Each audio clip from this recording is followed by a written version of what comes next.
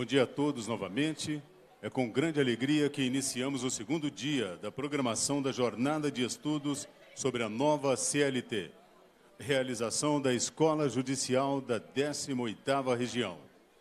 Registramos a presença das seguintes autoridades: Excelentíssimo Vice-Presidente e Corregedor do Tribunal Regional do Trabalho da 18ª Região, o desembargador Paulo Pimenta. Excelentíssimo Diretor da Escola Judicial, o desembargador Elvésio Moura dos Santos. Excelentíssima Desembargadora do Trabalho, Cátia Maria Bontempo de Albuquerque. Excelentíssimo Desembargador do Trabalho, Wellington Luiz Peixoto. Excelentíssima Coordenadora da Escola Judicial, a juíza Wanda Lúcia Ramos da Silva, em nome de quem cumprimentamos todos os juízes presentes no evento. Para darmos início às atividades, solicitamos que mantenham seus telefones celulares no modo silencioso. Lembramos também da necessidade de assinar as listas de frequência que se encontram na entrada do auditório. Para ministrar a palestra A Responsabilidade Acidentária em Face da Nova CLT, temos a honra de convidar o excelentíssimo desembargador do Trabalho da 21ª Região, Bento Herculano Duarte Neto. O desembargador é vice-presidente e ouvidor do Tribunal Regional do Trabalho da 21ª Região, diretor da Escola Judicial do Tribunal Regional do Trabalho da 21ª Região, graduado em Direito pela Universidade Federal do Rio Grande do Norte, mestre e doutor em Direito das Relações Sociais pela Pontifícia Universidade Católica de São Paulo. Doutor, é com o senhor.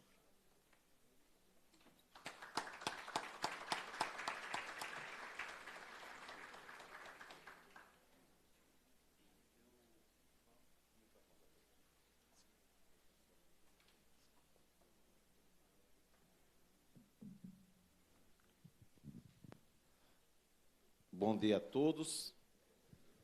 Vou logo pedindo as escusas, porque não vou ser o mais elegante aqui, porque não vou conseguir fechar o terno, mas é porque eu ganhei muito peso e estou numa grande dificuldade. Eu sei que o elegante seria com o blazer aqui abotoado, mas infelizmente não tem nenhum que atenda mais a esses requisitos.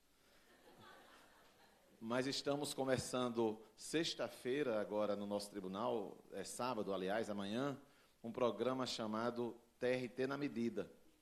Mas, para que logo fique bem claro que houve uma exploração da mídia muito grande em relação, à contratação de personal trainers para servidores e magistrados, o que é um investimento muito grande, porque isso combate, é um investimento muito bom, porque combate o absenteísmo, mas no nosso caso lá no tribunal, a ideia partiu da presidente, ela tentou com 3 academias que fizessem essas academias gratuitamente, então, para que ninguém critique, é uma coisa absolutamente gratuita para o tribunal, não há qualquer dispêndio de verba pública, e uma delas preferiu não participar da concorrência e são 3 turmas com 30 servidores ou magistrados, eu estou numa delas, eu sou da equipe laranja. Infelizmente, tem uma colega chateada porque não foi selecionada. Eu disse que você devia estar contente porque não foi selecionada, porque era pelo índice de gordura corporal, então, que a pessoa é selecionada, eu infelizmente fui selecionado. E então a academia Bodytech, que tem em todo o Brasil, lá na Bodytech, durante 2 meses, nós vamos ter personagens, a Unimed também deu gratuitamente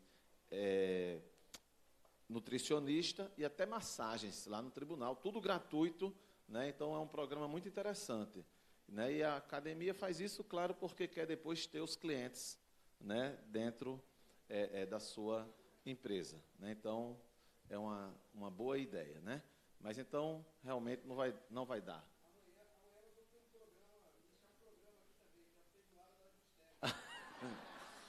Aí falou comigo mesmo, E como segunda-feira eu vou fazer a medição, eu posso engordar muito, porque aí já vou estar bem, porque segunda-feira que eu vou fazer lá, fazer aquele biopendância, né, que a pessoa faz para saber o índice de gordura. Mas, tirando essa primeira colocação, né, que não é jurídica, eu quero dizer que é um prazer muito grande estar mais uma vez em Goiânia. Teve uma época que eu vinha muito aqui, se alguém estava numa daquelas oportunidades, vai saber que eu já disse, e pedi sigilo para minha esposa não me matar, mas eu tive uma namoradia aqui em Goiânia há muitos anos, então eu vinha muito a Goiânia, e Goiânia é uma cidade maravilhosa, e passei muitos anos sem vir aqui a Goiânia, mas o ano passado eu já estive aqui umas 2 vezes, participei de um evento do IGT, que é um instituto, aliás, maravilhoso, né, dos amigos Fabiano, Rafael Lara, né, da operosa Paula Sestini, né, que é uma pessoa fantástica, e hoje é a Carla, né, que é a presidente. Tive em 2 anos seguidos aqui no IGT, e estive já na posse da gestão do tribunal, do doutor Paulo e doutor Breno, estive aqui em janeiro, né, aliás, com a festa maravilhosa posterior, ali em Aparecida de Goiânia, e também já estive em uma outra ocasião, então parece que Goiânia voltou a estar nos meus caminhos, e é muito bom, porque é uma cidade que, além de ser uma cidade tranquila, uma cidade bonita, ainda tem o povo talvez mais simpático do Brasil, e é muito bom a gente ser bem recebido e gozar da simpatia do povo goiano. E aqui reencontrar amigos de longas datas, como o doutor Hudson, né, que está ali, o colega e brilhante professor Hudson, né, também encontrar com o reitor Elvésio, né, como diz o ministro Douglas, doutora Wanda, né, do colega do Trabalho Seguro, e é sempre muito bom estar aqui em Goiânia. E fui convocado para falar sobre um tema muito técnico, né? Eu, quando sou convocado, gosto de realmente cumprir as determinações táticas. Então, temos que enfrentar realmente a matéria, e é um tema que é técnico e que se tornou, para mim, extremamente caro, justamente porque no ano passado eu passei o ano lá no TST, em convocação, e com aquela crise orçamentária, me convidaram para representar a região Nordeste em várias comissões nacionais. E como eu assumi lá no tribunal a vice-presidência, a diretoria da Escola Judicial e a ouvidoria, então vejam, sou 3 em 1, eu tinha que abrir mão das outras comissões, das comissões do TST por conta das viagens. Mas teve uma, que era justamente aquela, a qual não era do ramo, porque, por exemplo, uma delas era a da promoção à conciliação. Eu sempre gostei muito e sempre tratei muito de conciliação. Mas tinha uma que eu era estranho no ninho. E eu fui convocado não pelo meu mérito. Eu fui convidado para compor essa comissão. Mas para não ter despesa, porque não pagava diária, não pagava passagem, eu já estava ali em Brasília mesmo, que era a Comissão Nacional, né, do Trabalho Seguro, cujo tema que nós escolhemos foi transtornos mentais relacionados ao trabalho, o tema do biênio. E eu acabei me apaixonando por esse tema, né, porque isso é notório.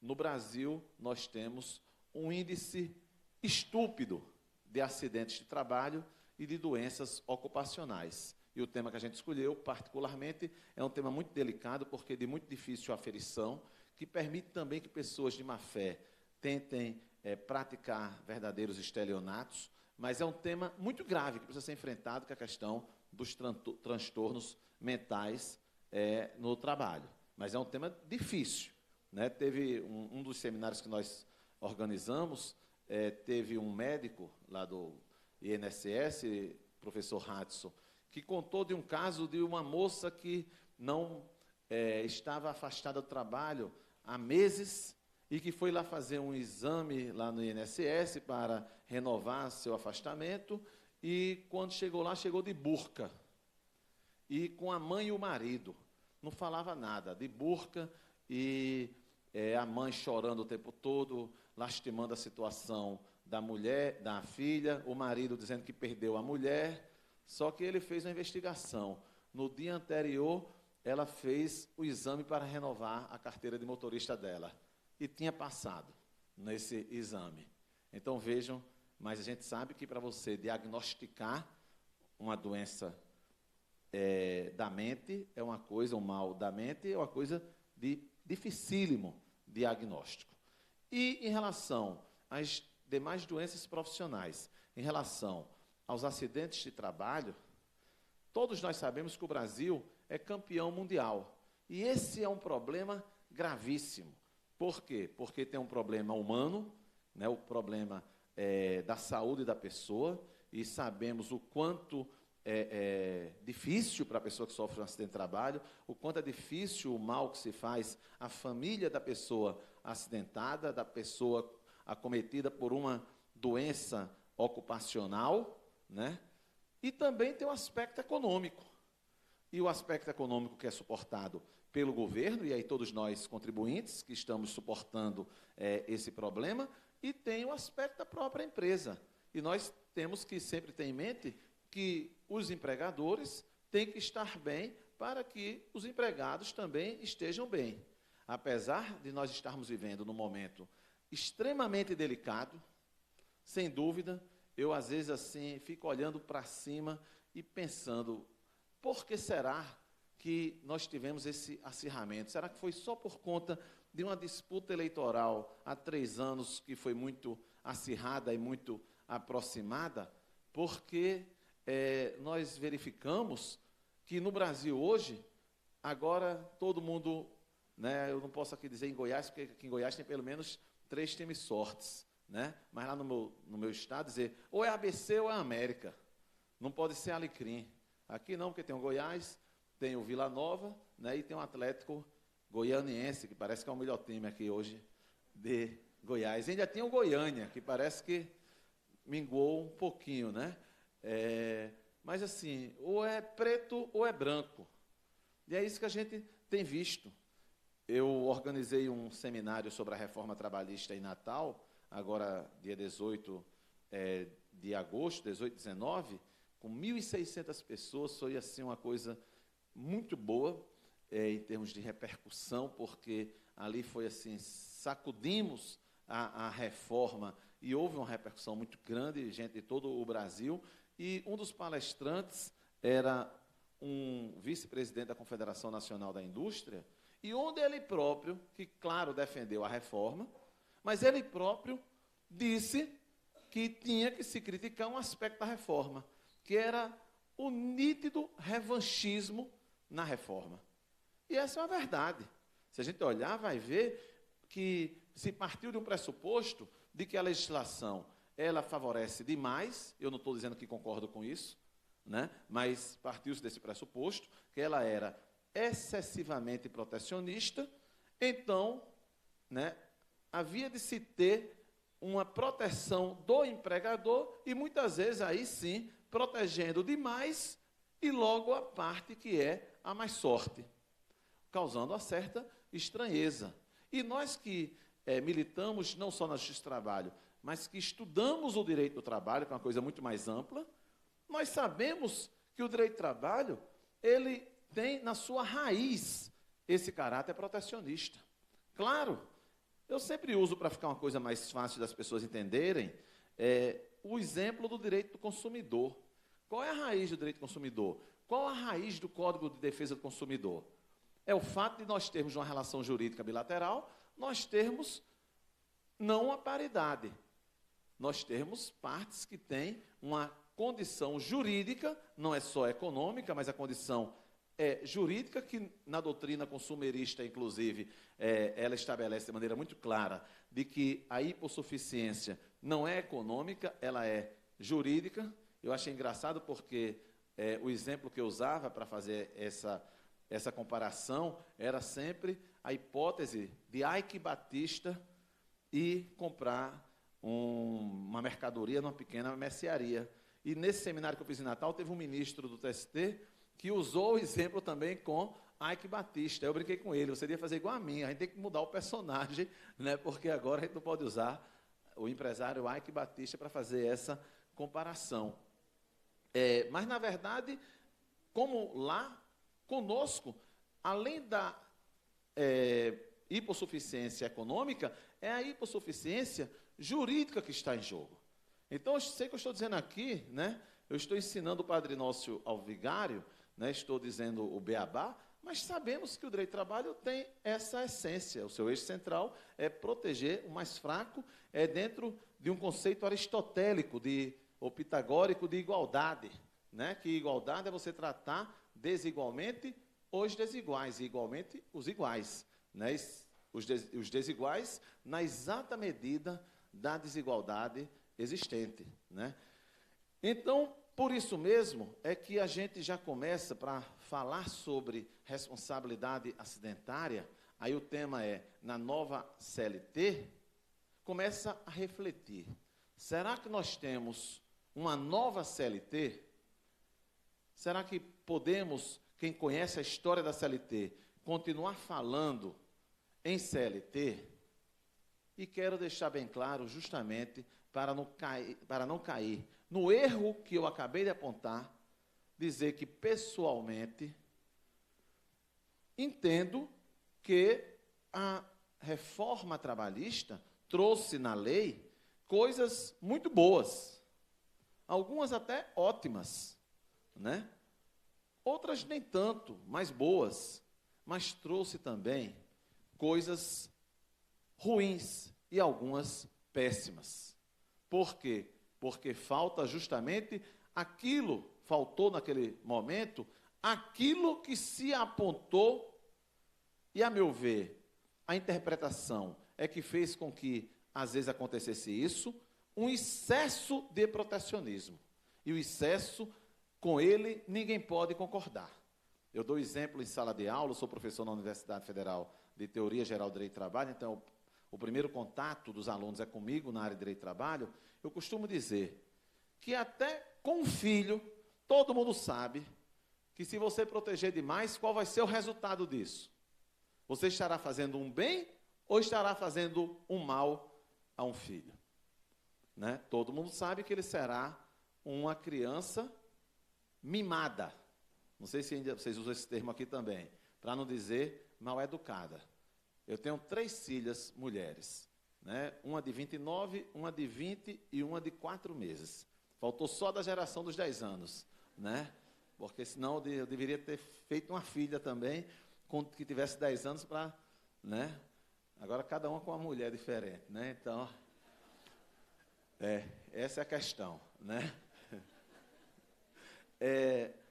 A minha filha, a dos 20 anos, foi a que nasceu com uma condição de saúde muito ruim, mas graças a Deus hoje é uma moça com muita saúde, belíssima, uma menina adorável. E eu, talvez por essa questão da saúde, eu mimava demais ela.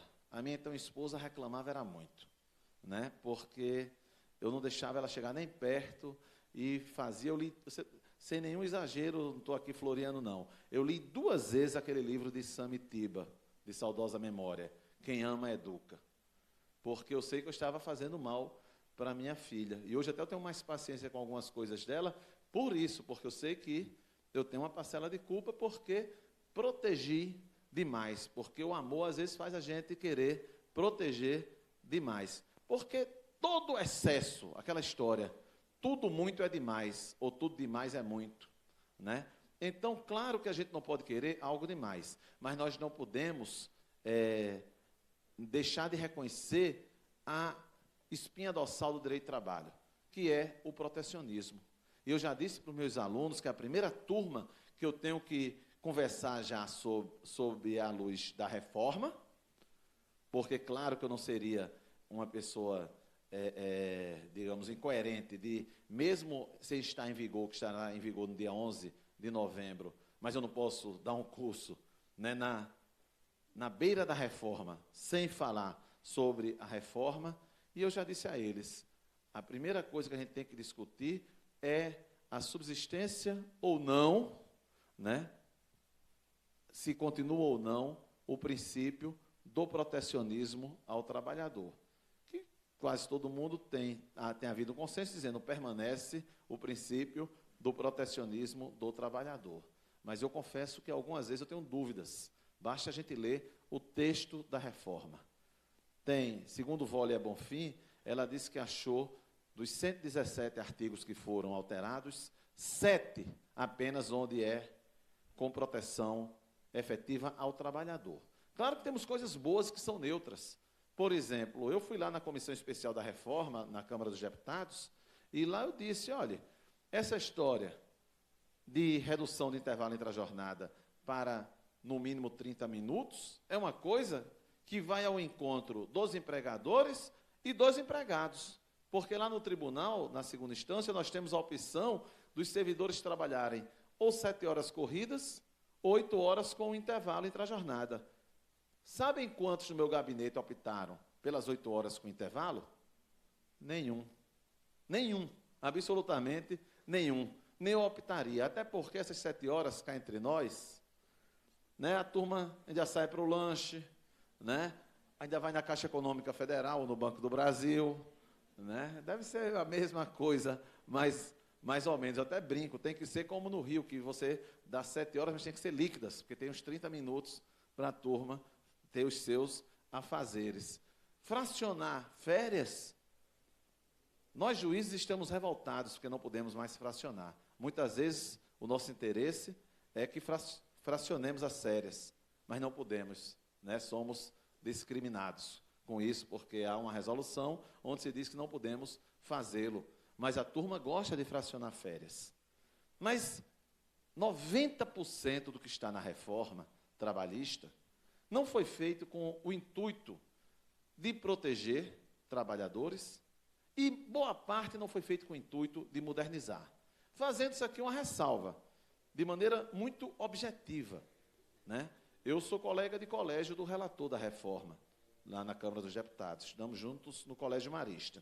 E, às vezes, ele se chateia porque eu faço alguma crítica, e aí eu pondero o seguinte, vamos fazer 2 críticas objetivas. Essas são objetivas. Primeiro, essa reforma não é a reforma do governo, porque o projeto que saiu do Ministério do Trabalho foi um projeto, embora passível de críticas. Vou repetir aqui uma coisa, um mantra que o ministro Douglas, que esteve aqui ontem, e ele é muito educado, né, como todo goiano, né, muito, né, polido e político, e eu aprendi com ele até isso, né, para quando você quer ser mais ameno, e ele deve ter dito aqui ontem, eu creio, né, que a reforma é uma obra humana, e como toda obra humana, ela é imperfeita. Ele falou isso aqui ontem, não? Você se lembra? Não falou, então ele não falou aqui. Muito bem, então é bom que foi novidade. E como toda obra humana, ela é imperfeita, logo, ela é passível de críticas. E, de fato, né, o projeto que saiu do Ministério do Trabalho, ele é passível de críticas. Eu mesmo também pontuava uma outra crítica.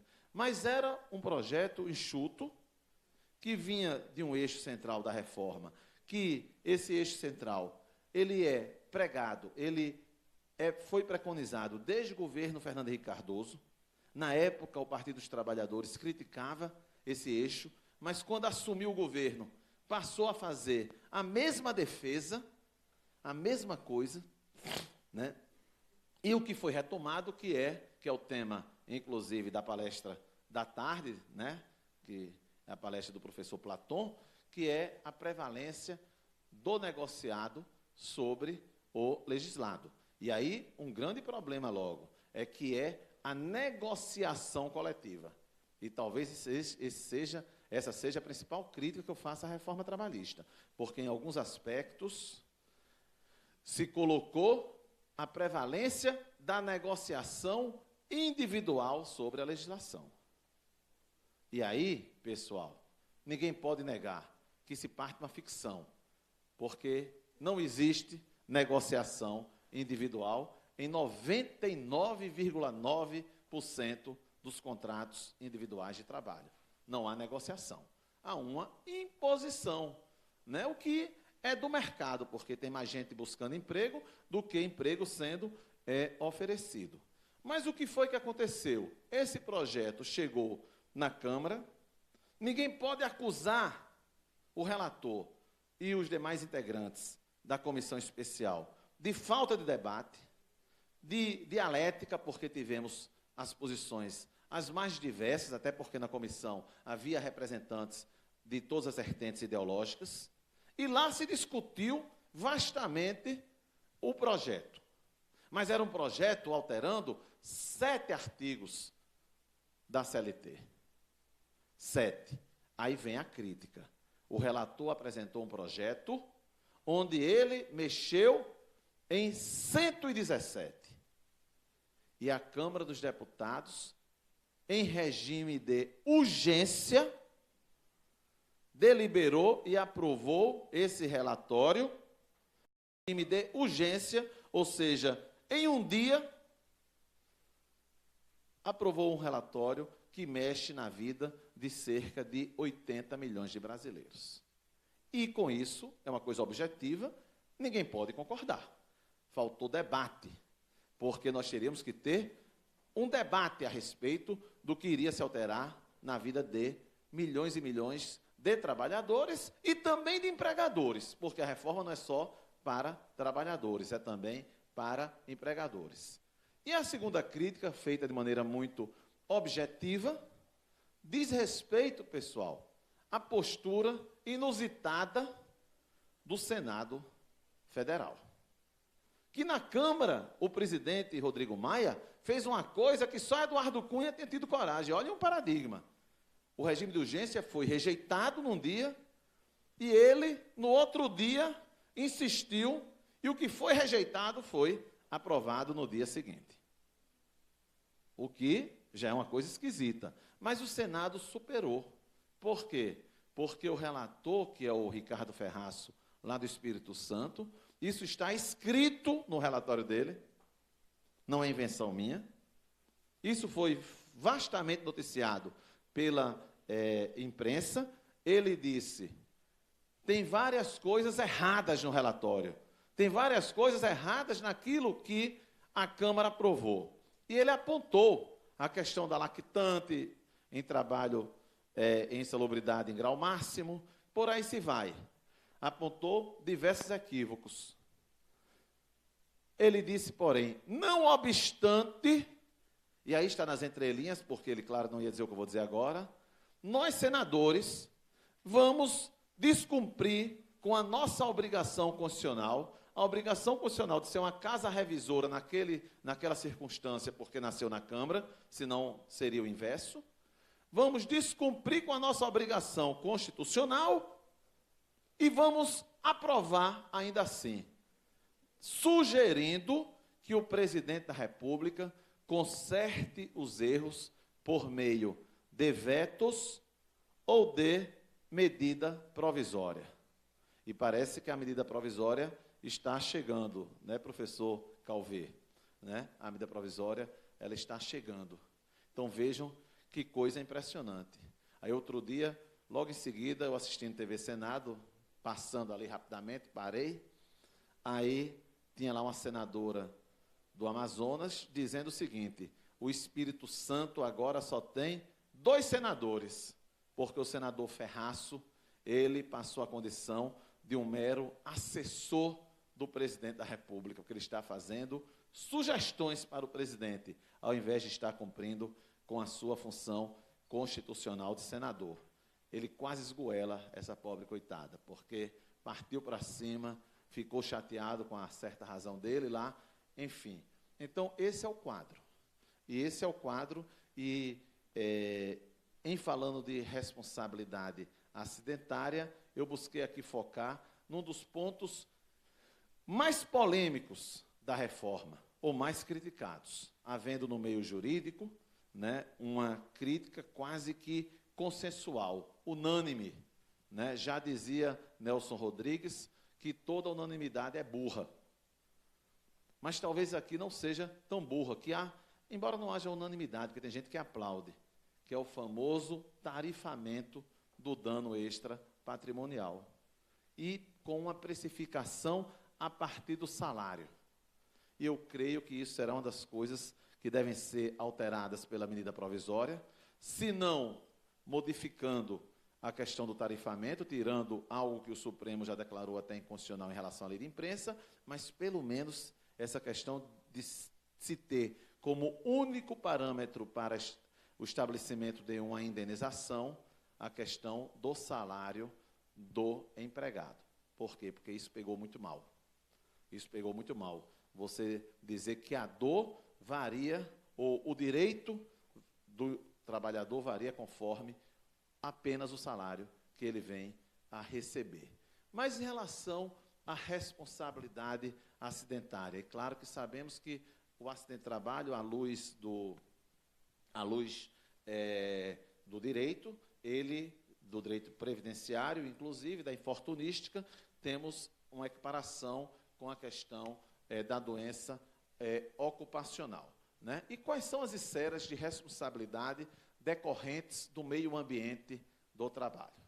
Que muita gente sequer sabe que existe, né, doutora Wanda, que existe um meio ambiente do trabalho. Existe um meio ambiente do trabalho que deve ser muito bem cuidado. Né? E a rigidez do meio ambiente do trabalho, nós temos que começar lembrando que ela tem implicações nas esferas penal, administrativa, previdenciária, trabalhista e civil. Então, o que acontece ali no meio ambiente de trabalho, um ato ilícito que venha a ocorrer, né, ou mesmo não ilícito, pode vir a ter repercussões em diversas áreas. E claro que, se tratando de atos ilícitos, na esfera penal, nós temos, primeiro, a possibilidade de configuração de crimes de homicídio e de lesão corporal, lembrando da figura do dolo eventual. Dependendo da postura, das atitudes do empregador, pode até haver a configuração de um dolo eventual em face da morte de algum empregado, em razão da não observação das normas, né, de segurança no trabalho. Também temos a questão da contravenção penal, artigo 19 da Lei 8.213, que é a lei acidentária, a lei previdenciária, de 91, e o crime de perigo para a vida ou saúde de outrem, capitulado no artigo 132 do Código Penal. Na esfera administrativa, nós temos, conforme o artigo 201 da CLT, a aplicação de sanções pelos órgãos, faltou os órgãos aqui, de inspeção do trabalho, e temos a possibilidade de interdição de estabelecimento e embargo de obra, com a previsão no artigo 161 da própria CLT. Né?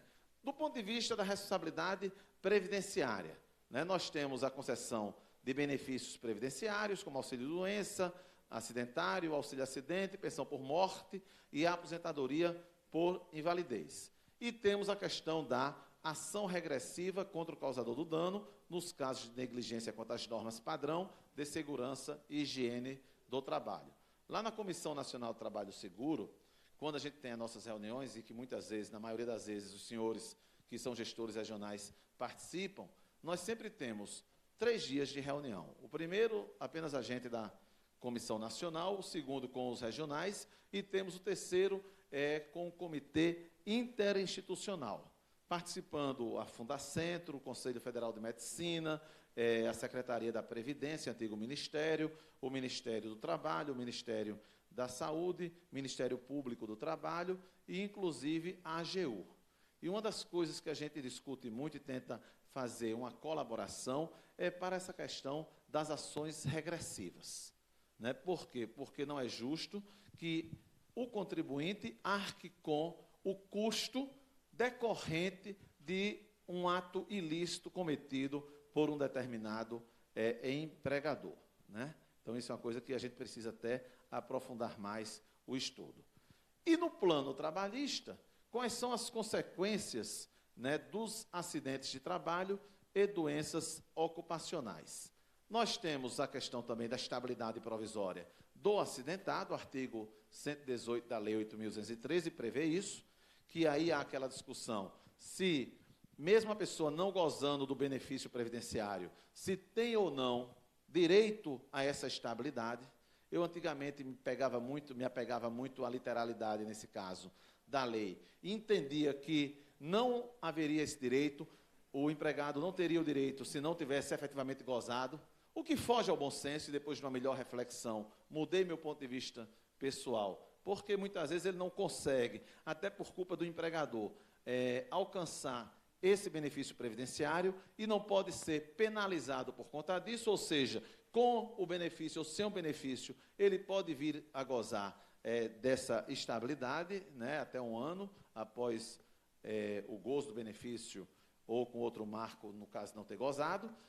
Tem a questão da contagem de todo o tempo de serviço durante o período de afastamento, né, e o pagamento do FGTS do período de auxílio doença acidentária nos termos da Lei 8.036. Eu busquei trazer aqui a posição do Tribunal Superior do Trabalho a respeito disso, destacando, primeiro, a súmula 378, né, do Tribunal Superior do Trabalho, que, aliás, é uma outra grande discriminação. Eu já falei isso várias vezes para os próprios parlamentares na época da comissão, e falei isso quando lá estive, a questão da discriminação. Isso é uma questão muito, muito grave, porque em relação ao dano moral, ao dano extrapatrimonial, o tarifamento. Lá, mesmo que meu tema era sobre a representação de trabalhadores em empresas com mais de 200 empregados e a questão do trabalho temporário. Mas, claro que lá, na hora das perguntas, tivemos todo tipo de pergunta, né?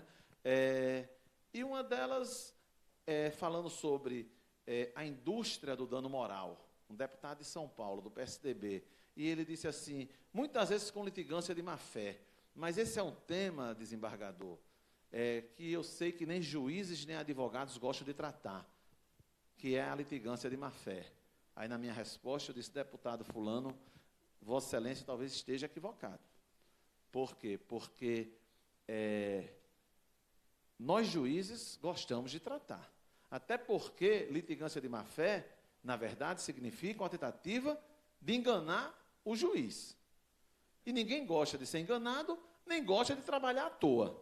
Agora, talvez, me desculpem os advogados aqui presentes, isso não é nenhuma crítica específica, mas eu disse, talvez os advogados realmente não gostem.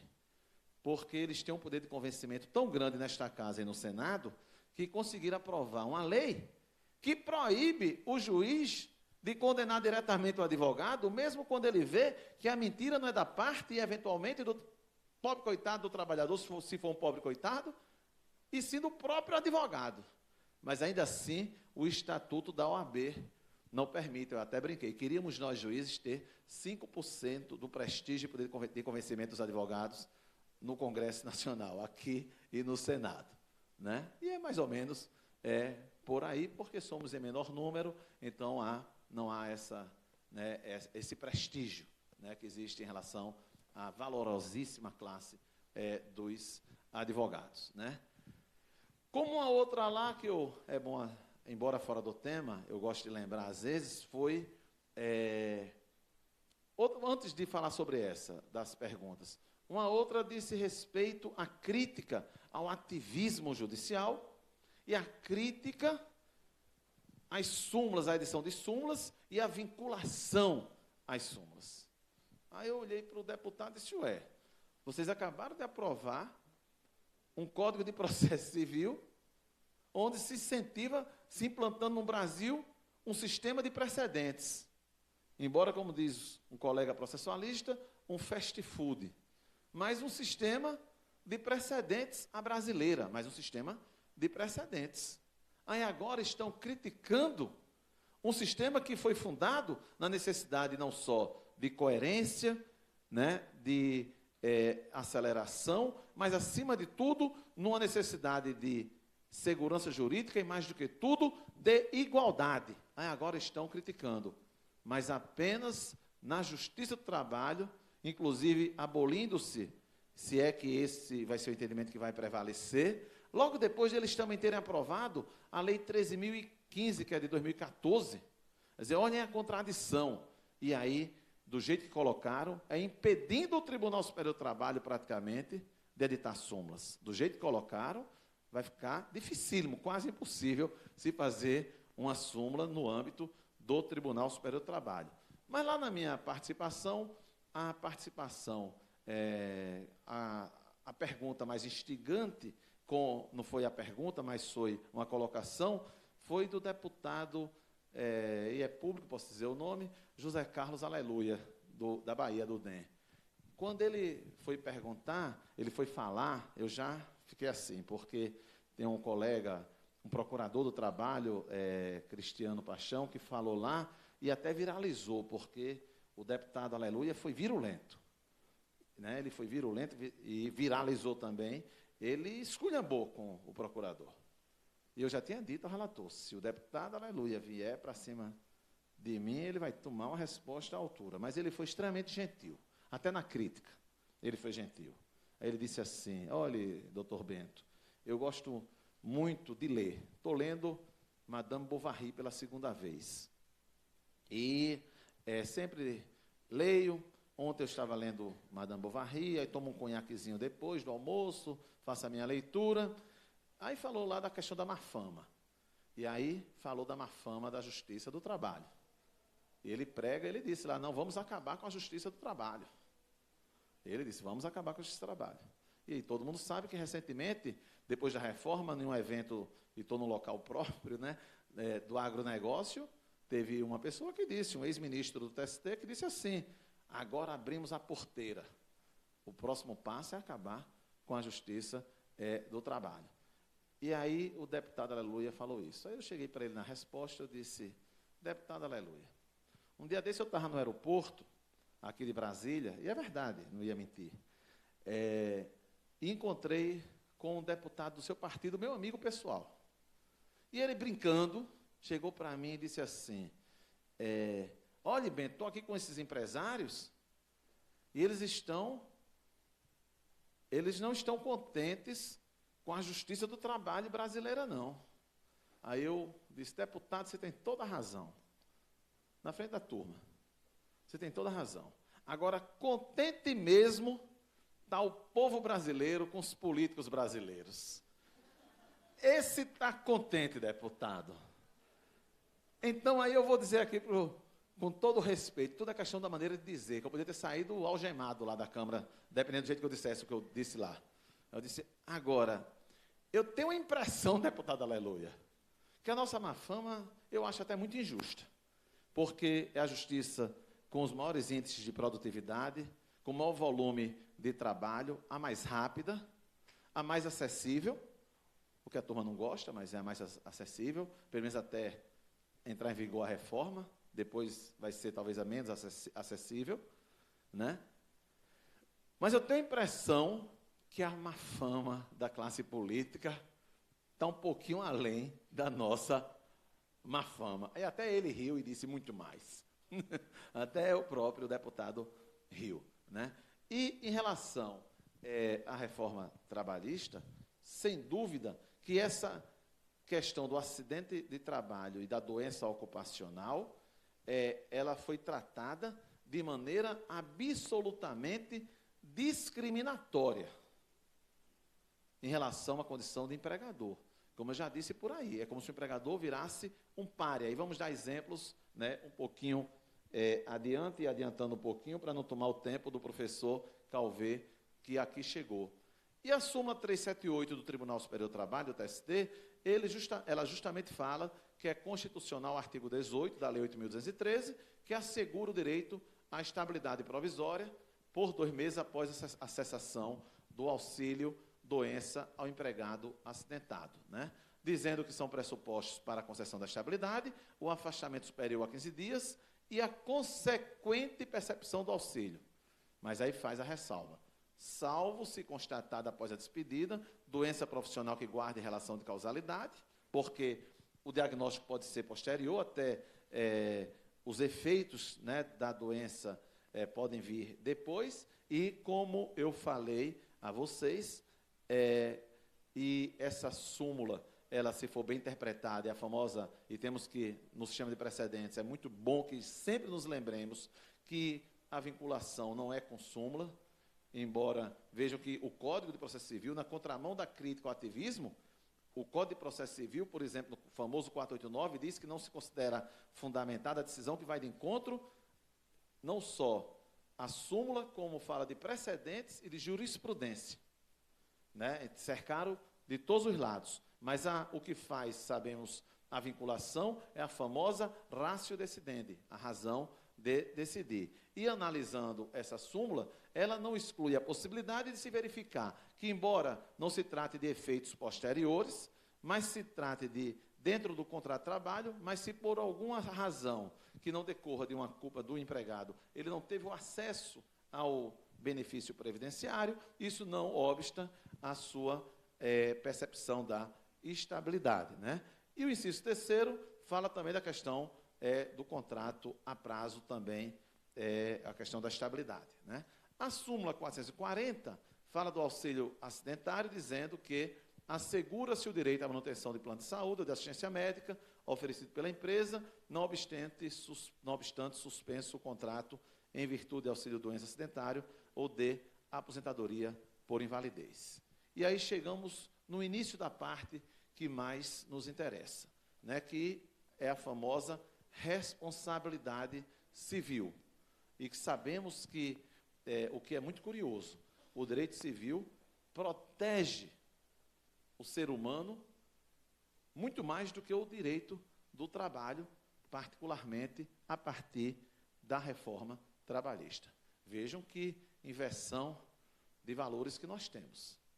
Eu estava lá, é como aquele jogo de futebol, quando você vê que seu time vai perder, você sai antes de terminar o jogo, antes da virada do time adversário.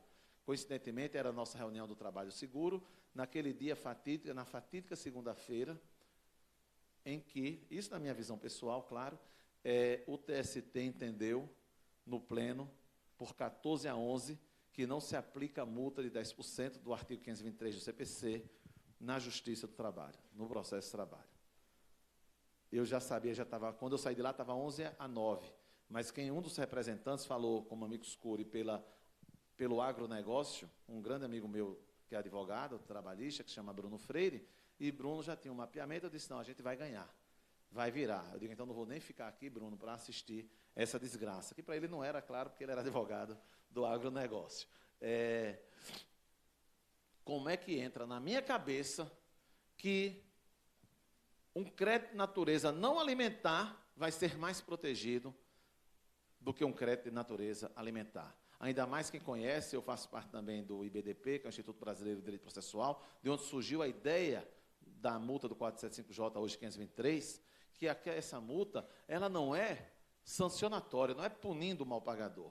Ela tem um outro objetivo, ela é inibitória, ela é coercitiva, é para fazer com que a pessoa pague, né? Para fazer com que a pessoa pague. Mas o argumento vencedor não foi nesse sentido, com a divergência, começou com o ministro Dalazen, que é uma pessoa que merece todo o nosso respeito.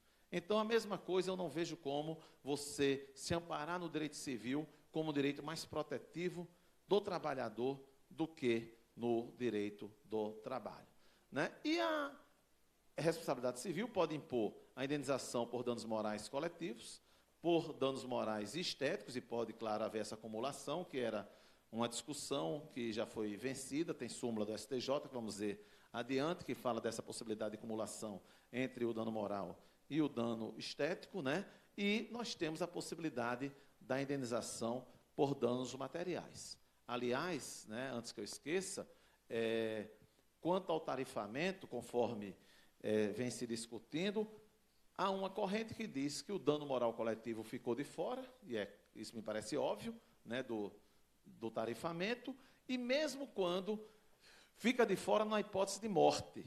Por quê? Porque a família, porque o direito de personalidade acabou com a morte do empregado, então a família poderia pedir um valor além daquele limite estabelecido pelo tarifamento. Mas o que é, pessoal, o acidente de trabalho? Vou fazer aqui uma leitura muito rápida do artigo 19 da Lei 8.213, né, a lei acidentária, que diz que o acidente de trabalho é o evento que ocorre pelo exercício do trabalho a serviço da empresa ou de um empregador doméstico, ou dos segurados referidos no artigo 11, provocando lesão corporal ou perturbação funcional que cause a morte ou a perda ou redução permanente ou temporária da capacidade de trabalho. Porque nós sabemos que o acidente de trabalho ele pode ser incapacitante de maneira total ou de maneira parcial, né? E a par do acidente típico, existem as chamadas doenças ocupacionais, onde há a doença profissional e a doença do trabalho. Doenças profissionais, né, são aquelas produzidas ou desencadeadas pelo exercício de trabalho, né, peculiar a determinada atividade e constante da respectiva relação elaborada pelo Ministério do Trabalho e Previdência Social. Nós temos o NETEP, né, que é o Nexo Técnico Epidemiológico. Temos as doenças do trabalho, que são aquelas adquiridas ou desencadeadas em função de condições especiais em que o trabalho é realizado e com ele se relacione diretamente. Temos exceções. E nós que somos juízes, nós sabemos da enorme dificuldade também de nós fazermos esse nexo. Eu costumo muito dizer, e procuro ser um juiz, até eu disse isso na Câmara dos Deputados, teve um colega, que eu acho que a carapuça serviu a ele lá em Natal, um colega desembargador, ele veio reclamar comigo, dizendo que adorou minha exposição, mas só não gostou disso, quando eu falei que a gente tem que reconhecer, e claro, temos que fazer autocrítica. Nós temos alguns juízes que são parciais, mas dos dois lados, com a maior incidência para um lado. E aí costuma-se dizer que tem juiz CPF e juiz CNPJ, né? E, de fato, nós temos colegas que gostam de querer ser Robin Hood, o que não é o melhor caminho. O juiz não pode ser ideológico, né? Ele tem que ser técnico, embora todo mundo contenha a sua ideologia, mas na hora de julgar, ele não pode ser ideológico. E quantas vezes nós encontramos um empregado que passou a vida todinha fazendo uma musculação de maneira exagerada e equivocada, que carrega peso dentro de casa, que vai jogar bola com os amigos na praia, numa areia fofa, né, que tem um filho, às vezes, muito gordinho e quer carregar no braço, que trabalhou, às vezes, noutra empresa também durante muitos anos. Aí está falando sobre a indústria do dano moral, um deputado de São Paulo, do PSDB, e ele disse assim, muitas vezes com litigância de má-fé, mas esse é um tema, desembargador, que eu sei que nem juízes nem advogados gostam de tratar, que é a litigância de má-fé. Aí, na minha resposta, eu disse, deputado fulano, Vossa Excelência talvez esteja equivocado. Por quê? Porque nós, juízes, gostamos de tratar.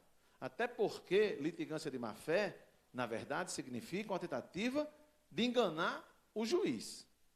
E ninguém gosta de ser enganado, nem gosta de trabalhar à toa.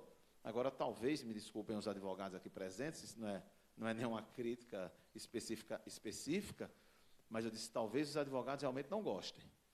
Porque eles têm um poder de convencimento tão grande nesta casa e no Senado, que conseguiram aprovar uma lei que proíbe o juiz de condenar diretamente o advogado, mesmo quando ele vê que a mentira não é da parte, e eventualmente, do pobre coitado do trabalhador, se for um pobre coitado, e sim do próprio advogado. Mas, ainda assim, o Estatuto da OAB não permite, eu até brinquei, queríamos nós, juízes, ter 5% do prestígio e poder de convencimento dos advogados no Congresso Nacional, aqui e no Senado, né? E é mais ou menos por aí, porque somos em menor número, então não há esse prestígio, né, que existe em relação à valorosíssima classe dos advogados, né? Como uma outra lá que é bom, embora fora do tema, eu gosto de lembrar às vezes, foi, antes de falar sobre essa, das perguntas, uma outra disse respeito à crítica ao ativismo judicial e à crítica às súmulas, à edição de súmulas e à vinculação às súmulas. Aí eu olhei para o deputado e disse, vocês acabaram de aprovar um Código de Processo Civil onde se incentiva, se implantando no Brasil, um sistema de precedentes. Embora, como diz um colega processualista, um fast food. Mas um sistema de precedentes à brasileira, mas um sistema de precedentes. Aí agora estão criticando um sistema que foi fundado na necessidade não só de coerência, né, de aceleração, mas, acima de tudo, numa necessidade de segurança jurídica e, mais do que tudo, de igualdade. Aí agora estão criticando, mas apenas na Justiça do Trabalho inclusive abolindo-se, se é que esse vai ser o entendimento que vai prevalecer, logo depois de eles também terem aprovado a Lei 13.015, que é de 2014. Quer dizer, olhem a contradição. E aí, do jeito que colocaram, é impedindo o Tribunal Superior do Trabalho, praticamente, de editar súmulas. Do jeito que colocaram, vai ficar dificílimo, quase impossível, se fazer uma súmula no âmbito do Tribunal Superior do Trabalho. Mas lá na minha participação, a pergunta mais instigante, não foi a pergunta, mas foi uma colocação, foi do deputado, e é público, posso dizer o nome, José Carlos Aleluia, da Bahia, do DEM. Quando ele foi perguntar, ele foi falar, eu já fiquei assim, porque tem um colega, um procurador do trabalho, Cristiano Paixão, que falou lá e até viralizou, porque o deputado Aleluia foi virulento. Né? Ele foi virulento e viralizou também. Ele esculhambou com o procurador. E eu já tinha dito ao relator, se o deputado Aleluia vier para cima de mim, ele vai tomar uma resposta à altura. Mas ele foi extremamente gentil, até na crítica, ele foi gentil. Aí ele disse assim, olha, doutor Bento, eu gosto muito de ler. Estou lendo Madame Bovary pela segunda vez. E sempre leio. Ontem eu estava lendo Madame Bovary, aí tomo um conhaquezinho depois do almoço, faço a minha leitura. Aí falou lá da questão da má fama. E aí falou da má fama da Justiça do Trabalho. E ele prega, ele disse lá, não, vamos acabar com a Justiça do Trabalho. Ele disse, vamos acabar com a Justiça do Trabalho. E todo mundo sabe que recentemente, depois da reforma, em um evento, e estou no local próprio, né, do agronegócio, teve uma pessoa que disse, um ex-ministro do TST, que disse assim, agora abrimos a porteira. O próximo passo é acabar com a Justiça do Trabalho. E aí o deputado Aleluia falou isso. Aí eu cheguei para ele na resposta, eu disse, deputado Aleluia, um dia desse eu estava no aeroporto, aqui de Brasília, e é verdade, não ia mentir, e encontrei com um deputado do seu partido, meu amigo pessoal. E ele, brincando, chegou para mim e disse assim, olha, Bento, estou aqui com esses empresários, e eles não estão contentes com a Justiça do Trabalho brasileira, não. Aí eu disse, deputado, você tem toda a razão. Na frente da turma. Você tem toda a razão. Agora, contente mesmo está o povo brasileiro com os políticos brasileiros. Esse está contente, deputado. Então, aí eu vou dizer aqui, com todo respeito, toda a questão da maneira de dizer, que eu poderia ter saído algemado lá da Câmara, dependendo do jeito que eu dissesse o que eu disse lá. Eu disse, agora, eu tenho a impressão, deputado Aleluia, que a nossa má fama, eu acho até muito injusta, porque é a justiça com os maiores índices de produtividade, com o maior volume de trabalho, a mais rápida, a mais acessível, o que a turma não gosta, mas é a mais acessível, pelo menos até entrar em vigor a reforma, depois vai ser talvez a menos acessível, né? Mas eu tenho a impressão que a má fama da classe política está um pouquinho além da nossa má fama. E até ele riu e disse muito mais. Até o próprio deputado riu, né? E em relação à reforma trabalhista, sem dúvida que essa questão do acidente de trabalho e da doença ocupacional, ela foi tratada de maneira absolutamente discriminatória em relação à condição de empregador. Como eu já disse por aí, é como se o empregador virasse um pária. E vamos dar exemplos, né, um pouquinho adiante e adiantando um pouquinho, para não tomar o tempo do professor Calvé, que aqui chegou. E a súmula 378 do Tribunal Superior do Trabalho, do TST, ela justamente fala que é constitucional o artigo 18 da Lei 8.213, que assegura o direito à estabilidade provisória por 2 meses após a cessação do auxílio doença ao empregado acidentado, né? Dizendo que são pressupostos para a concessão da estabilidade, o afastamento superior a 15 dias e a consequente percepção do auxílio. Mas aí faz a ressalva. Salvo se constatada após a despedida, doença profissional que guarde relação de causalidade, porque o diagnóstico pode ser posterior, até os efeitos, né, da doença podem vir depois, e como eu falei a vocês, e essa súmula, ela, se for bem interpretada, é a famosa, e temos que, no sistema de precedentes, é muito bom que sempre nos lembremos que a vinculação não é com súmula, embora vejam que o Código de Processo Civil, na contramão da crítica ao ativismo, o Código de Processo Civil, por exemplo, no famoso 489, diz que não se considera fundamentada a decisão que vai de encontro, não só a súmula, como fala de precedentes e de jurisprudência, né? Cercaram de todos os lados. Mas o que faz, sabemos, a vinculação é a famosa ratio decidendi, a razão de decidir. E analisando essa súmula, ela não exclui a possibilidade de se verificar que, embora não se trate de efeitos posteriores, mas se trate de, dentro do contrato de trabalho, mas se por alguma razão que não decorra de uma culpa do empregado, ele não teve o acesso ao benefício previdenciário, isso não obsta a sua percepção da estabilidade, né? E o inciso terceiro fala também da questão do contrato a prazo também, a questão da estabilidade, né? A súmula 440 fala do auxílio acidentário, dizendo que assegura-se o direito à manutenção de plano de saúde ou de assistência médica oferecido pela empresa, não obstante suspenso o contrato em virtude de auxílio doença acidentário ou de aposentadoria por invalidez. E aí chegamos no início da parte que mais nos interessa, né, que é a famosa responsabilidade civil.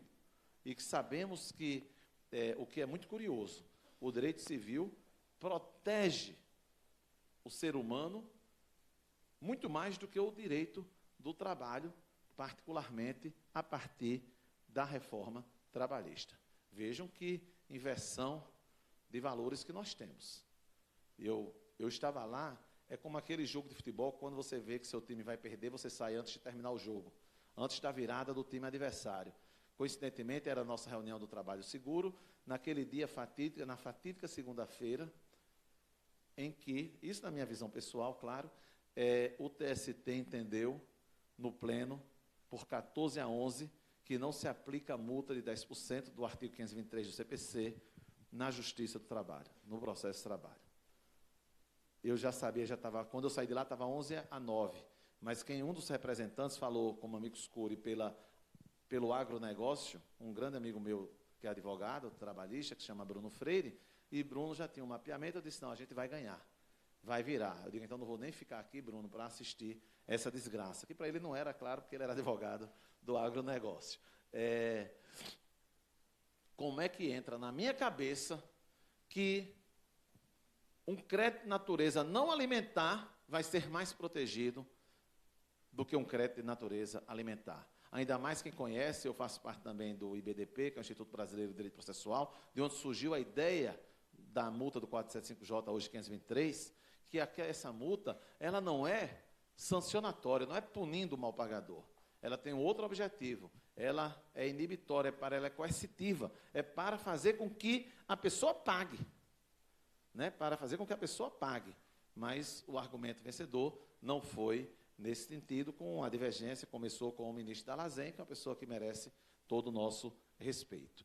Então, a mesma coisa, eu não vejo como você se amparar no direito civil como o direito mais protetivo do trabalhador do que no direito do trabalho, né? E a responsabilidade civil pode impor a indenização por danos morais coletivos, por danos morais e estéticos, e pode, claro, haver essa acumulação, que era uma discussão que já foi vencida, tem súmula do STJ, que vamos ver adiante, que fala dessa possibilidade de acumulação entre o dano moral e o dano estético, né? E nós temos a possibilidade da indenização por danos materiais. Aliás, né, antes que eu esqueça, quanto ao tarifamento, conforme vem se discutindo, há uma corrente que diz que o dano moral coletivo ficou de fora, e isso me parece óbvio, né, do tarifamento, e mesmo quando fica de fora, não há hipótese de morte.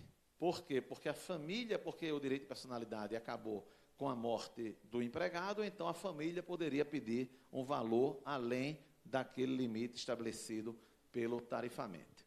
Mas o que é, pessoal, o acidente de trabalho? Vou fazer aqui uma leitura muito rápida, do artigo 19 da Lei 8.213, né, a lei acidentária, que diz que o acidente de trabalho é o evento que ocorre pelo exercício do trabalho a serviço da empresa ou de um empregador doméstico ou dos segurados referidos no artigo 11, provocando lesão corporal ou perturbação funcional que cause a morte ou a perda ou redução permanente ou temporária da capacidade de trabalho. Porque nós sabemos que o acidente de trabalho ele pode ser incapacitante de maneira total ou de maneira parcial. Né? E a par do acidente típico, existem as chamadas doenças ocupacionais, onde há a doença profissional e a doença do trabalho.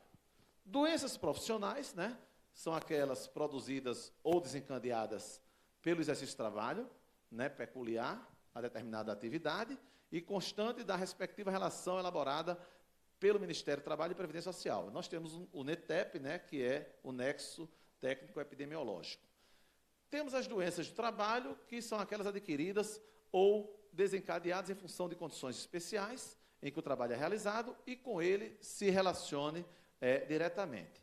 Temos exceções. E nós que somos juízes, nós sabemos da enorme dificuldade também de nós fazermos esse nexo. Eu costumo muito dizer, e procuro ser um juiz, até eu disse isso na Câmara dos Deputados, teve um colega, que eu acho que a carapuça serviu a ele lá em Natal, um colega desembargador, ele veio reclamar comigo, dizendo que adorou minha exposição, mas só não gostou disso, quando eu falei que a gente tem que reconhecer, e claro, temos que fazer autocrítica. Nós temos alguns juízes que são parciais, mas dos dois lados, com a maior incidência para um lado. E aí costuma-se dizer que tem juiz CPF e juiz CNPJ, né? E, de fato, nós temos colegas que gostam de querer ser Robin Hood, o que não é o melhor caminho. O juiz não pode ser ideológico, né? Ele tem que ser técnico, embora todo mundo contenha a sua ideologia, mas na hora de julgar, ele não pode ser ideológico. E quantas vezes nós encontramos um empregado que passou a vida todinha fazendo uma musculação de maneira exagerada e equivocada, que carrega peso dentro de casa, que vai jogar bola com os amigos na praia, numa areia fofa, né, que tem um filho, às vezes, muito gordinho e quer carregar no braço, que trabalhou, às vezes, noutra empresa também durante muitos anos, aí está a empresa faz 2, 3, 4 meses, aparece e diagnostica uma hérnia de disco lombar ou cervical. Geralmente é lombar. E aí a condenação é gigante em cima daquele empregador. Aí a gente tem que se colocar no lugar do empregador. Isso não é justo, isso não é correto. E aí temos que fazer a investigação. E que a enorme maioria dos juízes se atém a essa investigação de maneira muito adequada. Então, temos a questão da doença degenerativa, nós temos a questão inerente ao grupo etário, né? Temos a questão que onde realmente não se produz incapacidade laborativa. Às vezes a pessoa perde, claro que ninguém quer perder isso, né? Mas perde uma pequena parte do dedo. E diz que não pode trabalhar mais em absolutamente nada. Claro que quem quer perder uma parte do dedo, né? Mas, né, isso não impede, muitas vezes, que a pessoa pode até perder o dedo e fazer um sucesso danado, né? Né, doutor Tatim? Tem gente que já perdeu o dedo e fez um sucesso danado na vida, né? Então, existem os exageros, né? A doença endêmica adquirida por segurado habitante da região em que ela se desenvolva, então, como é que vai se dizer que foi culpa ou que anexo epidemiológico? Em relação à responsabilidade civil, nós vamos só nos lembrar do conceito do que seja responsabilidade civil e lembrar do artigo 927 do Código Civil, que diz o seguinte: aquele que, por ato ilícito, causar dano a outrem, fica obrigado a repará-lo, que é uma norma básica de conduta de relacionamento. Nós aprendemos em teoria geral do processo, né, que os bens jurídicos são ilimitados, mas os bens jurídicos são limitados, mas os interesses, eles são ilimitados. Logo, nascem os conflitos de interesses, né? É uma coisa inevitável. E essa é uma regra básica nessa regra de convívio, né? Aquele que por ato ilícito causar um dano a outrem, fica obrigado a repará-lo. Então, esse é o fundamento legislativo para a responsabilidade civil. E nós temos duas hipóteses de responsabilidade civil, a objetiva e a subjetiva. A subjetiva está prevista no artigo 186 do Código Civil, que diz que aquele que, por ação ou omissão voluntária, negligência ou imprudência, violar direito e causar dano a outrem, ainda que exclusivamente moral, comete ato ilícito, o que se comunica com o 927. E vejam, aí fala na necessidade de culpa ou dolo do agente causador para que ele seja responsabilidade, no nosso caso, responsabilizado pelo acidente de trabalho ocorrido no âmbito daquela empresa, né? Então, o direito à indenização requer o quê? A presença simultânea do ato ilícito, do implemento do dano, do nexo causal e, nesse caso, da culpa do agente, né? Ocorre, pessoal, que nem sempre é possível para o agente, que é vítima daquele acidente de trabalho, que é vítima daquele dano, demonstrar a culpabilidade. No caso do dolo, é diferente. Porém, no caso da culpa, nem sempre é possível para a vítima comprovar aquela culpabilidade do agente causador. E por isso é que se formulou a teoria do risco, o que está no Código Civil, de maneira expressa, previsto no artigo 927, que é aquela história. Mas na interpretação da legislação trabalhista não se permite a responsabilidade civil objetiva, então vamos pegar no direito civil, né, o fundamento para se ter a responsabilidade civil objetiva, dizendo o parágrafo único do artigo 97 do Código Civil que haverá obrigação de reparar o dano, independente de culpa, nos casos especificados em lei, ou quando a atividade normalmente desenvolvida pelo autor do dano implicar, por sua natureza, risco para os direitos de outrem. A hipótese, por exemplo, de um bombeiro de um posto de gasolina ou de um vigilante. E que nós vamos encontrar essa responsabilidade civil objetiva no Código Brasileiro do Ar de 38, no Código Brasileiro da Aeronáutica, no Código de Defesa do Consumidor, que é um direito muito mais protetivo do que o direito do trabalho. Nós vamos encontrar a possibilidade na própria legislação previdenciária, né? E no artigo 37, parágrafo 6º da própria Constituição Federal, existe a previsão legal da responsabilidade civil objetiva. Eu trago aqui uma decisão do TST, da Lavra, ali não aparece, mas é do ministro, o relator, o ministro Valmir Oliveira da Costa, né, que fala que acidente de trabalho, motorista de transporte coletivo, assalto, responsabilidade objetiva da empregadora, pela teoria do risco profissional. Então, vejam que o TST, ele já acata a tese, né, a corrente da responsabilidade civil objetiva. Também aqui, uma outra decisão da Lavra do ministro Márcio Eurico Amaro, né, aqui do Mato Grosso do Sul, que fala que o TST tem se pronunciado no sentido de que eventuais acidentes decorrentes de labor no trânsito, quando for o motorista carreteiro, atrai a responsabilidade civil objetiva do seu empregador. Na Constituição, né, dentre os direitos previstos na Constituição, nós temos o seguro contra acidentes de trabalho a cargo do empregador, sem excluir a indenização a que se está obrigado quando incorrer em dolo ou culpa, artigo 7º. E aí vem, justamente pelo texto legal e o texto constitucional, aquela dúvida na Constituição, porque aí fala em dolo e em culpa. Mas dentro de uma interpretação sistemática, se entende que, não obstante exista um seguro contra acidentes de trabalho, que é uma coisa obrigatória, e na hipótese do empregador a se cumprir com a sua obrigação, isso não elimina uma indenização suplementar a cargo do próprio empregador. O preceito constitucional, conforme a sua melhor aplicação, não é lidinda a aplicação do parágrafo único do artigo 927, que é o dispositivo que prevê a responsabilidade objetiva. Mas vamos chegar aqui, o tema do evento, inclusive, vamos chegar na nova CLT. E a nova CLT, ela alterou o sistema da reparação do acidente de trabalho, da responsabilidade acidentária, em face do chamado dano extrapatrimonial. Aliás, pessoal, quando eu cheguei aqui e verifiquei o nome Jornada de Estudos sobre a nova CLT, eu fiz também uma reflexão. Nova CLT talvez seja o que nós precisamos. Mas nova CLT não seria por intermédio dessa lei que foi aprovada. Nós sabemos que nós temos diversos institutos que estão fora da CLT. A regulamentação do FGTS está fora da CLT.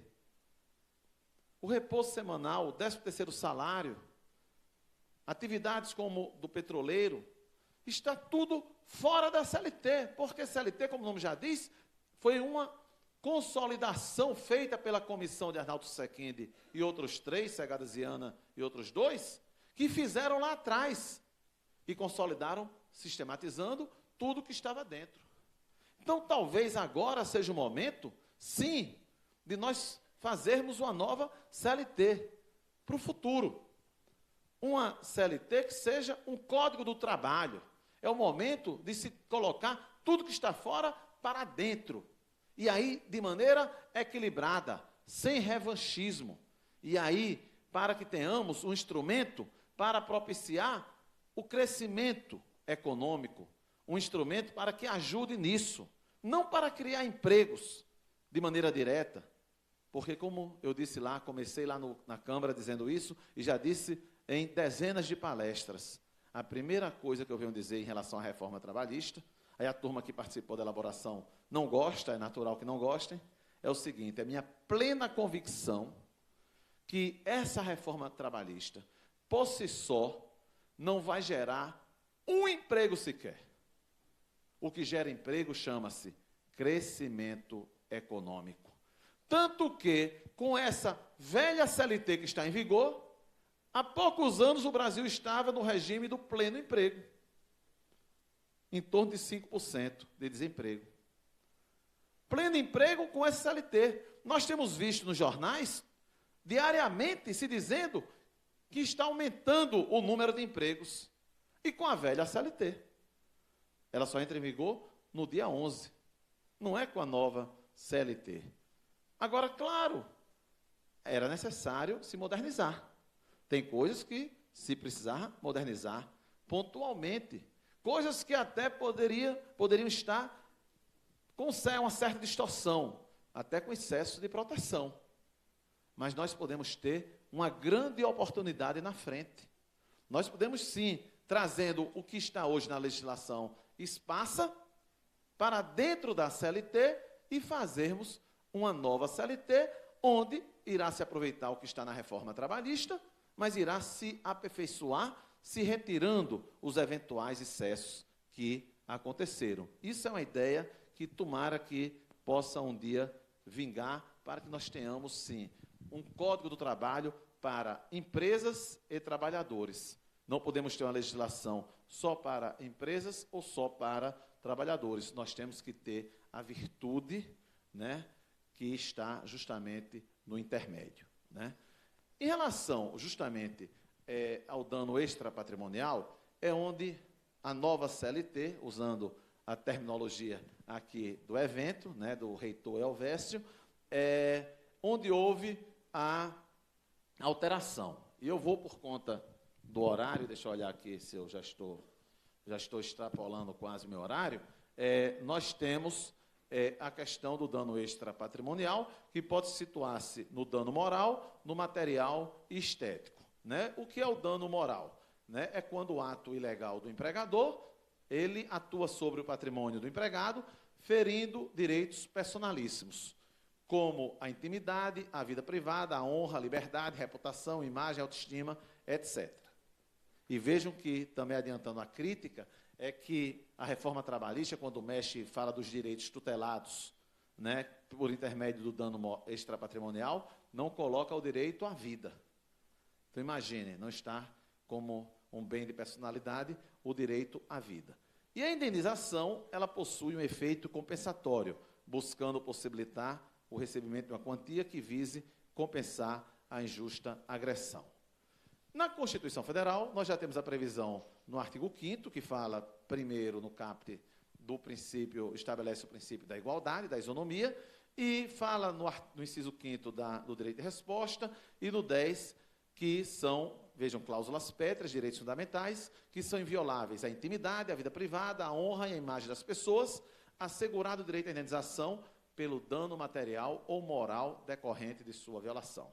Então, não há o que se discutir, né, que o direito à indenização, seja no plano material ou seja no plano moral ou extrapatrimonial, portanto, na violação, isso está no âmbito de direito fundamental, cláusula pétrea, né, é um direito constitucional. A competência é da Justiça do Trabalho.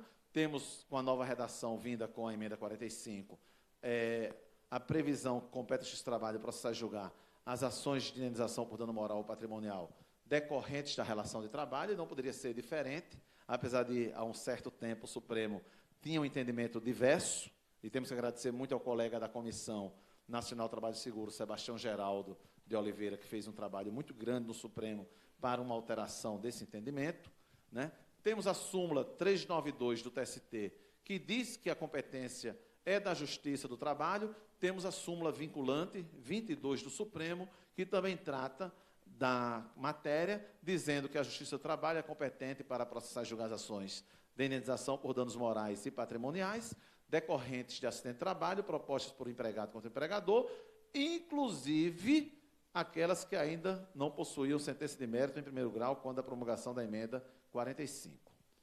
Quais são os parâmetros utilizados para a responsabilização? Ora, de hoje, então, de lege lata, não de lege ferenda, que é a lei por vir, nós temos a gravidade objetiva do dano, a intensidade do sofrimento da vítima, a personalidade do poder econômico do ofensor, a razoabilidade e a proporcionalidade na estipulação do valor indenizatório. Temos a questão do dano estético, né? O dano estético, ele é diferente do dano moral propriamente, porque ele tem uma dupla dimensão, repercutindo tanto na esfera íntima do empregado, como tem a questão do âmbito externo, a partir de deformidades em sua compleição física. Então, a perda de um membro, alguma doença degenerativa causada por alguma doença degenerativa aparente, né? E aí, claro, se é degenerativa, não é uma causa do trabalho, né? Mas o dano estético vai além do dano moral. E a súmula 387 do STJ diz que a lista acumulação das indenizações de dano estético e de dano moral, uma súmula que veio em um momento muito importante, porque muita gente entendia de que haveria um bis in idem em falar em dano moral e em dano estético, e não é o caso, né? O dano material é aquele traduzido no decréscimo de patrimônio, né? Dano emergente é o prejuízo efetivo, a diminuição patrimonial sofrida pela vítima, e temos os lucros cessantes. Lembrando que o artigo 402 do Código Civil diz que, salvo as exceções expressamente previstas em lei, as perdas e danos devidas ao credor abrangem, além do que ele efetivamente perdeu, o que razoavelmente deixou de lucrar. Ou seja, o que fundamenta quando você determina a responsabilidade material em face de perdas para o futuro, como na redução da capacidade laboral do empregado. Eu, por conta do horário, vou aqui apenas citar os artigos, né? Nós temos o 949 do Código Civil, que trata do caso de lesão ou ofensa à saúde, dizendo que o ofensor vai arcar com as despesas de tratamento, o 950, que também fala da questão, o 951, né, que também fala da questão da responsabilidade material. Como já estou vendo que vou levar o cartão amarelo, né, então eu vou aqui concluir e não precisamos de muito tempo, apenas uma rapidíssima leitura dinâmica para a gente ver como é que tratou a Lei 13.467, a famosa Lei da Reforma Trabalhista, a questão da responsabilidade a partir de onde veio a novidade no dano extrapatrimonial. E resta claro, aliás, como não só foi nesse dispositivo, como em toda a lei, resta claro que se fez uma espécie de mapeamento. Onde é que o empregador pode se encrencar? Então, vamos proteger o empregador dele se encrencar. Então, como é que podemos fazer essa proteção? E aí, ele foi, o legislador, de uma minúcia extraordinária na questão do tarifamento do dano extrapatrimonial.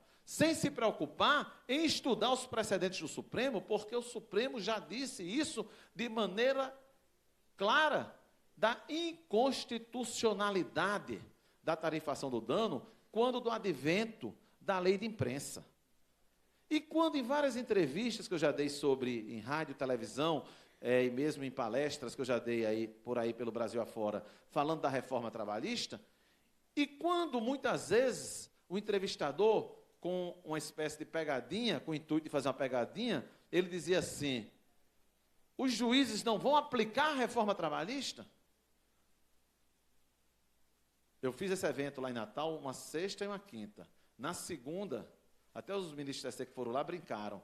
Foi uma disputa interna, porque na segunda o relator levou o famoso José Pastore e fizeram um seminário. E lá ele disse assim: olha, vieram aqui pregar o descumprimento, ministros vieram pregar o descumprimento da legislação. O que não é verdade, que ninguém foi pregar o descumprimento da legislação. Eu acho que nós juízes temos que ter o bom senso e até a responsabilidade de dizer: a lei não somos nós que fazemos. Mas o que eu disse em várias entrevistas: não, os juízes vão cumprir a lei. Agora, nós juramos, ao tomarmos posse, respeitar a Constituição.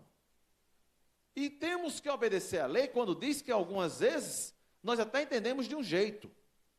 Mas quando o Supremo, por exemplo, em súmula vinculante, em decisão em ADIM ou em ADC, diz que é constitucional ou inconstitucional, nós temos que obedecer. Mas quando não há essa situação, nós temos a obrigação de descumprir uma lei que viola a Constituição, porque na hierarquia todo mundo sabe que a Constituição está acima da lei infraconstitucional. O nome já diz, infraconstitucional. Sem entrarmos aqui na seara do chamado e do famoso controle de convencionalidade.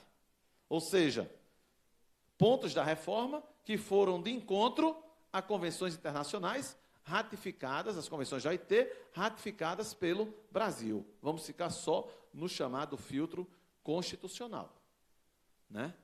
E aí, houve uma minúcia enorme, dizendo: aplicam-se a reparação de danos de natureza extrapatrimonial decorrentes da relação de trabalho, primeiro, apenas os dispositivos deste título. Vejam vocês, o cuidado, o direito de trabalho, que sempre foi o direito mais protecionista. Então, cuidado, peraí, não aplica o direito civil nem outro direito não, viu?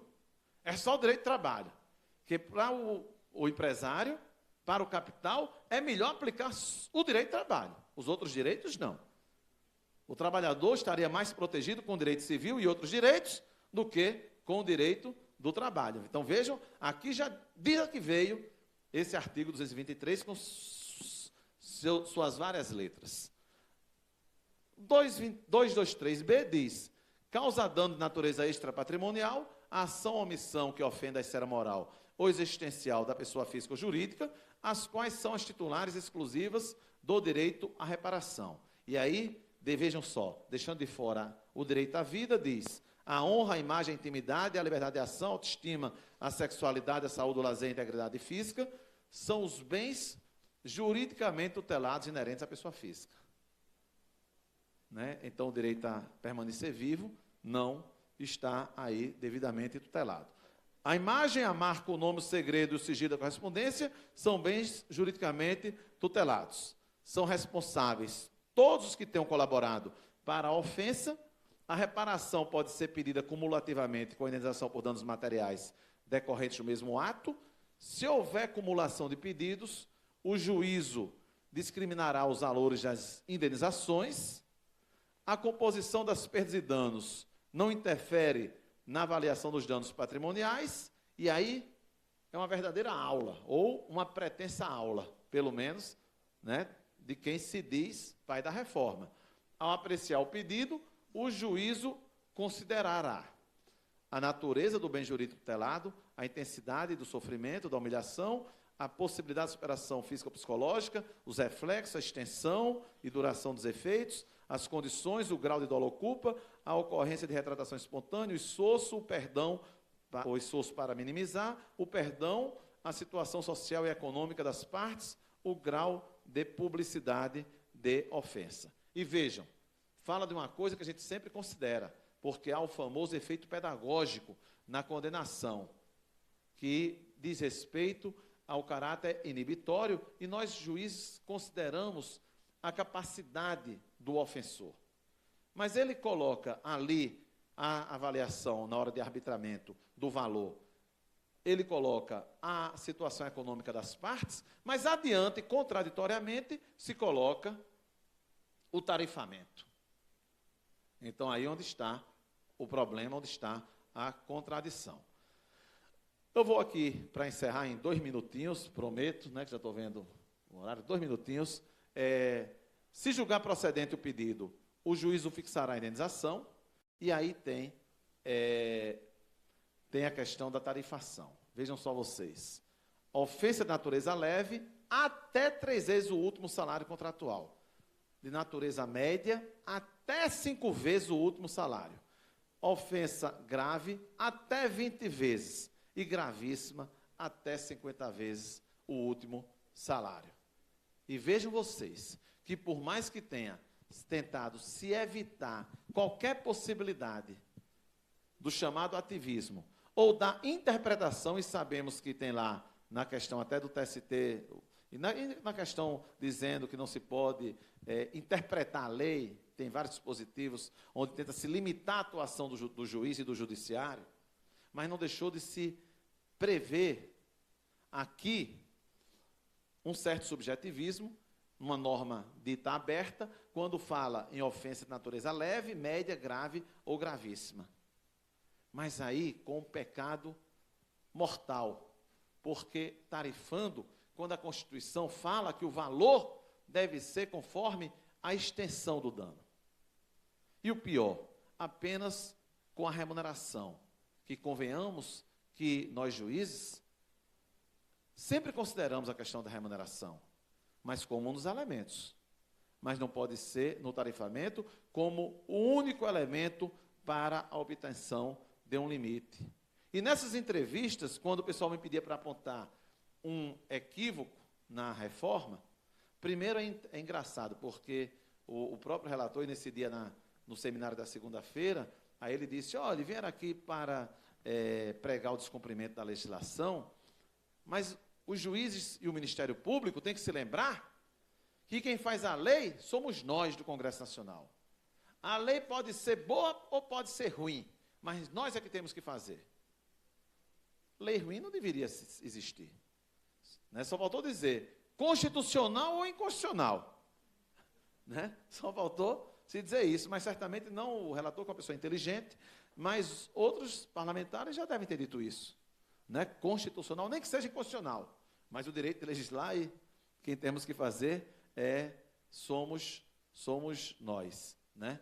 Mas uma outra coisa que foi dita lá nesse outro seminário, um vídeo que eu assisti, né, é que um direito trabalhista se quer. E o relator disse, eu desafio a se dizer um direito trabalhista se quer que foi retirado. Hora de percurso em itinerário, por exemplo, se retirou.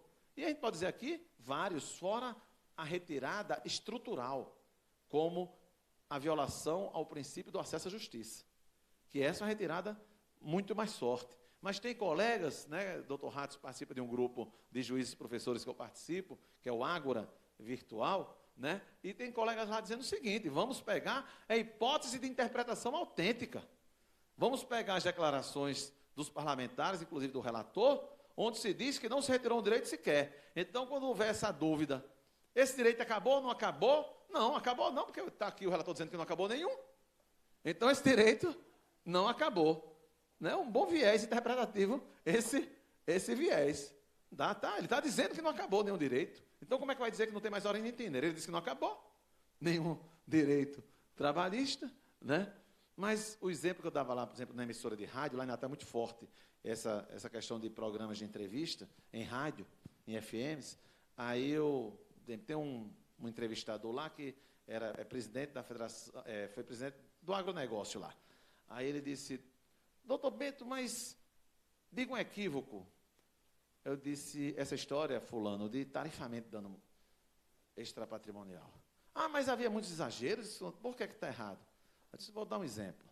Estamos aqui, e se houver aqui uma explosão, eu vou pedir 1 milhão de dano moral, dano estético.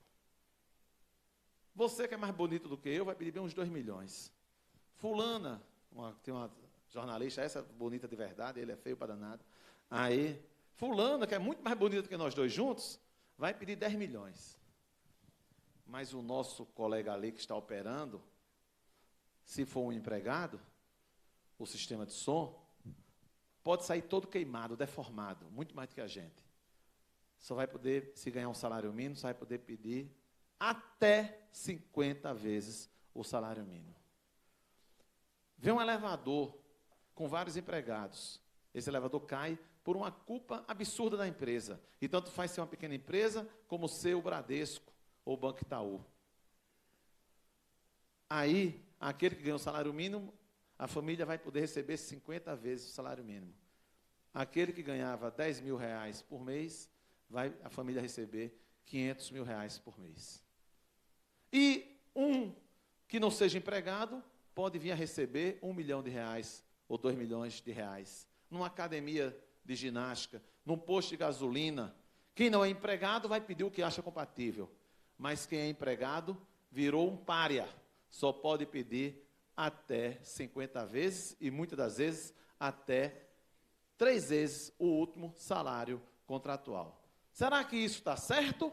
Ou será que está certo aquele diretor da CNI, Confederação Nacional da Indústria, que ele próprio, vejam, representante da indústria, disse lá, essa lei tem um certo caráter de revanchismo. E a gente não pode viver, pessoal, em um ambiente de revanchismo. Vez por outra, eu gosto de encerrar as minhas participações em eventos com essa frase de Rubem Alves, né, que diz que para isso existem as escolas, não para ensinar as respostas, mas para ensinar as perguntas. Mas como eu já estive aqui em Goiânia, nesses últimos 2 anos algumas vezes, talvez já tenha usado essa frase. E essa frase é mais para tentar nos instigar a refletir que eu gosto de pregar aquilo que de fato eu sinto. E, acima de tudo, tem que estar a verdade. Então, o que eu falo é o que eu sinto, e tenho que começar reconhecendo que eu posso estar errado em muitas das coisas que eu disse. O principal objetivo do palestrante, né, do interlocutor, e eu que ainda mais não tenho o dom da oratória, que tem o professor Leone, que esteve aqui ontem, estimadíssimo amigo, professor Calvê, professores de cursinho que são acostumados a encantar as plateias. Eu não tenho, eu dou aula lá no Damásio, mas uma vez por ano, um curso de pós-graduação, já dei uma aulinha uma vez lá no Renato Saraiva até, no evento online dele, do amigo Renato. Mas não sou professor de cursinho, nem tenho um dom da oratória. Mas me sinto muito realizado, de fato, concluindo aqui a minha participação, quando sou convidado para algum evento e vejo a possibilidade de me comunicar com a plateia para que a gente consiga, a partir do conhecimento e da expansão do conhecimento, instigar a reflexão. Porque, de fato, mais importantes do que as respostas são as perguntas.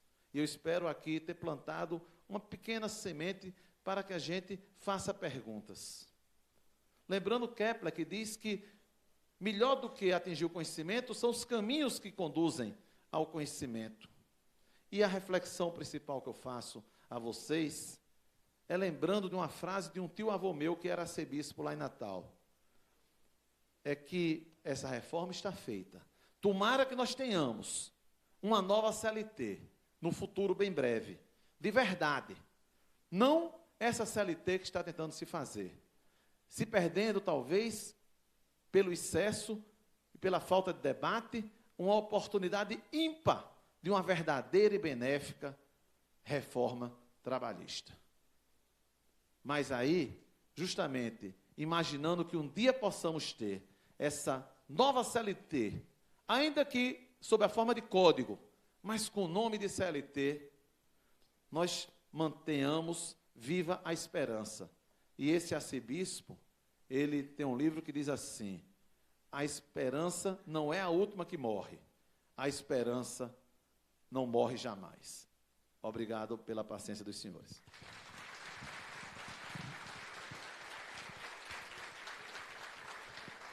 Os nossos agradecimentos ao desembargador Bento Herculano Duarte Neto. E convidamos à frente o excelentíssimo desembargador Wellington Luiz Peixoto para fazer a entrega do certificado ao nosso palestrante.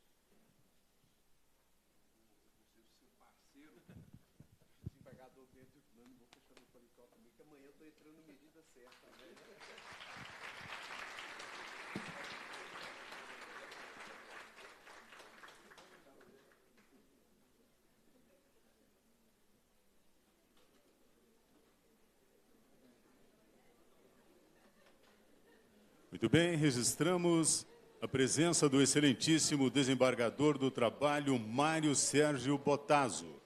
Registramos a presença do excelentíssimo desembargador do Trabalho, Daniel Viana Júnior.